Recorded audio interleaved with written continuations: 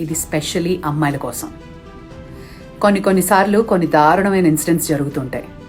నీ ఒరిజినల్ పిక్చర్స్ని తీసుకుని artificial intelligence use చేసి మాఫ్ చేసి న్యూడ్ పిక్చర్స్ సోషల్ మీడియాలో పెడతాను అని ఎవరైనా థ్రెటన్ చేసినా మీరు చేయాల్సిన మొట్టమొదటి పని www.stopncii.org అనే వెబ్సైట్కి వెళ్ళి నీ ఒరిజినల్ ఫోటో, మాఫ్ చేసిన పిక్చర్ రెండింటినీ అప్లోడ్ చేయాలి.